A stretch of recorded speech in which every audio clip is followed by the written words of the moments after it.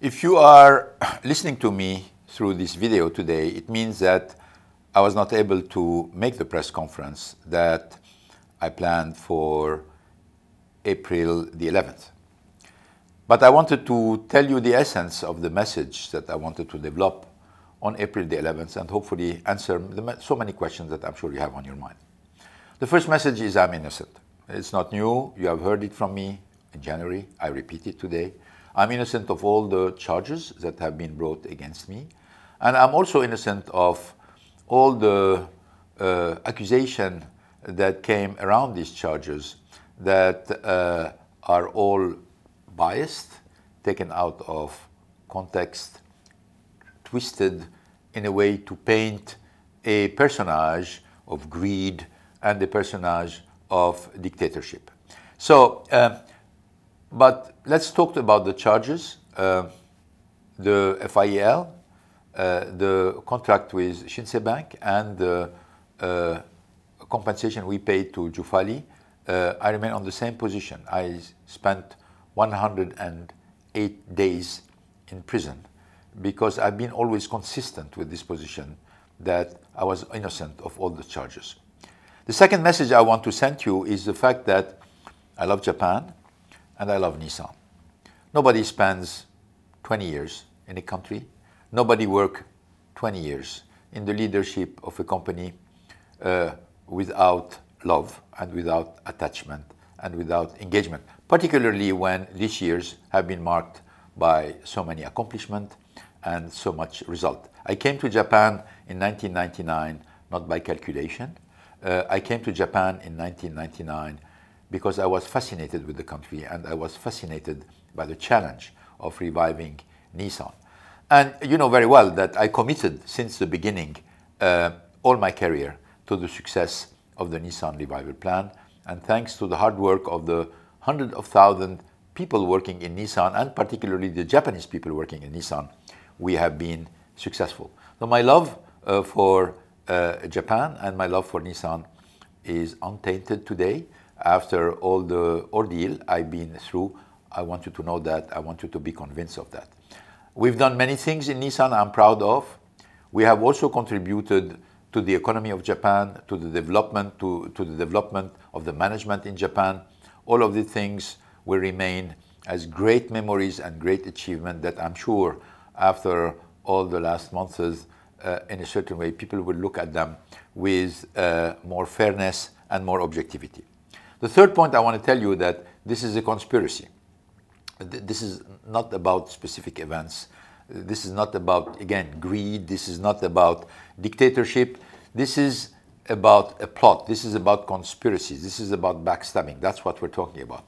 And why? So you can say, why this happened? Why it happened? Because there was first a fear that the next step of the alliance in terms of convergence and in terms of moving toward a merger would in a certain way threaten some people or eventually threaten the autonomy of Nissan, which, by the way, has never been threatened for the last 19 years when the alliance was created. I've been the fiercest defender of the autonomy of Nissan, and I made it very clear that no matter what are the steps in the future, this would continue. But this autonomy must be based on performance. Nobody gets autonomy for the sake of autonomy. People get autonomy because they can be more performant with autonomy, and that was where the fear came. Because the performance of Nissan is not good. It has degraded a lot. 3 profit warning in a couple of years, many scandals. Not the fact that bad things happen at the level of the company, but the fact that when you react to the bad things happening in your company, you must be trusted. And in this case, in many cases, it could not be trusted because the company said problems were fixed where they were not fixed. This is where we had a problem with the actual management of the company. So these people are known. That means we're not talking about, I have a lot of respect for Nissan employees.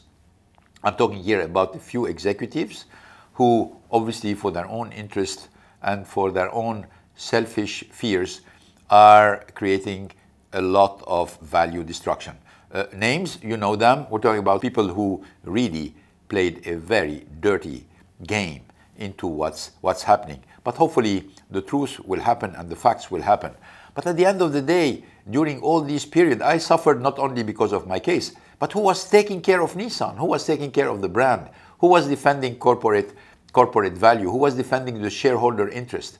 When you look at the decline of the share, when you look at the absolutely mediocre performance of the company, where people are proud to say, we're not going to do this, we're not going to do that, but at the same time, they don't tell you what we're going to do, what is the vision for the future, what is the vision to enhance the performance of Nissan, what's the vision to enhance the alliance into the future.